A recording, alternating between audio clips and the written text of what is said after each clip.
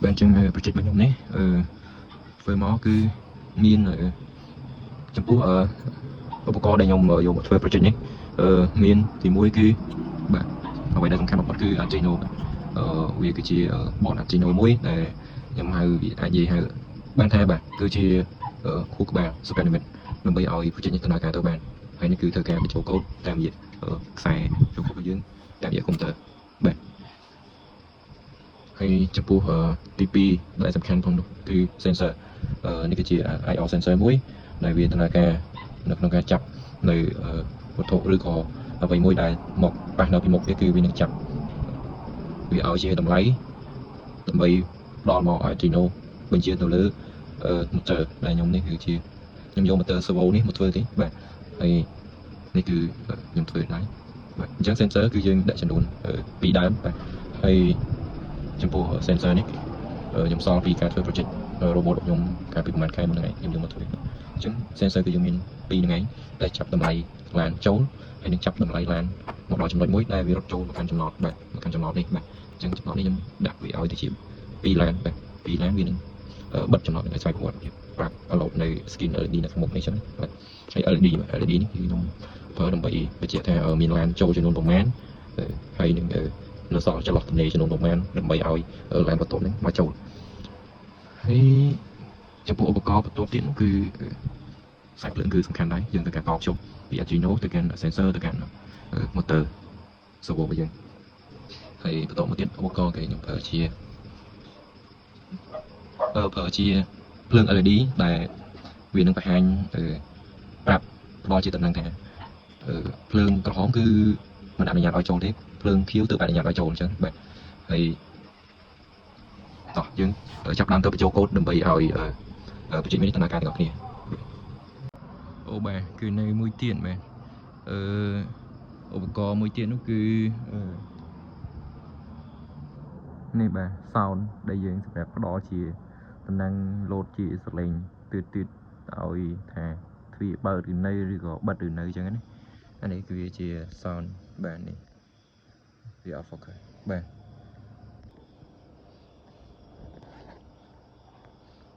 បាទតើអញ្ចឹងយើងទៅធ្វើការបញ្ចូលកូដទាំងអស់គ្នាបាទអញ្ចឹងកូដរបស់ខ្ញុំនេះគឺមើលទៅខ្ញុំអត់បញ្យល់ច្រើនអញ្ចឹងតោះយើងការបញ្ចូលទាំងអស់គ្នាអញ្ចឹងដំបូងមុននឹងយើងបញ្ចូលយើងរ៉ានវាមើលសិនថាតើវាមាន error ផងចំណុចណាឬអត់អញ្ចឹងណាបាទអូខេអញ្ចឹងវាអត់មាន error ចំណុចណាយើងបញ្ចូលទាំងអស់គ្នាអូខេចុចអូខេធ្វើការបញ្ចូលបាទនេះបាទនេះអញ្ចឹងគឺថា sensor យើងចាប់ផ្ដើមដំណើរការហើយភ្លើង LED ពណ៌ក្រហមចាប់ផ្ដើមភ្លឺទាំងពីរដោយវាបញ្ជាក់មកថានេះបាទឡាននៅក្នុងចំណតហ្នឹងមានចំនួន0អញ្ចឹងអត់ទាន់មានឡានចូលទេអញ្ចឹងចាំមើលពេលដែលមានឡានមកប៉ះជាមួយនឹង sensor ទី1របស់យើងបាទនេះបាទអញ្ចឹងនៅពេលដែលឡានមកប៉ះជាមួយនឹង sensor ទី1អញ្ចឹងវា motor វាអត់ទាន់បិទទេវានៅបើកសិនរហូតដល់ឡានហ្នឹងទៅប៉ះsensor ទី2ផ្ដល់ជាសញ្ញាវា alert ប្រាប់ទៅដល់ Arduino ហើយបាន motor ហ្នឹងចាប់ផ្ដើមបិទហើយមិនបិទភ្លាមដែរគឺបិទយឺតបាទចាំមើលទាំងអស់គ្នាបាទនេះដោយសារវាឆ្ងាយពេកបាទនេះវាបិទហើយបាទអញ្ចឹងនៅពេលដែលឡានចូលមួយហើយបាទឡានចូលមួយហើយវានឹងប្រាប់ទៅកាន់ដាក់លើ LED ថានៅក្នុងចំណតហ្នឹង car in back បាទ1មានន័យថាឡាននៅក្នុងចំណតហ្នឹងគឺមានមួយហើយបាទតោះហើយចាំមើលតានៅពេលដែលឡានចូលបាន2តើវានឹងដាក់បែបណាអញ្ចឹងដោយសារតែខ្ញុំមានឡានតែមួយទេអញ្ចឹងខ្ញុំនឹងយកវាមកជាងការម្ដងទៀតបាទ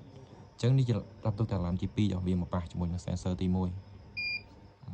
អញ្ចឹងវាផ្ដល់ជាតលេងហើយវាទៅប៉ះជាមួយនឹង sensor ទី2បាទបិទ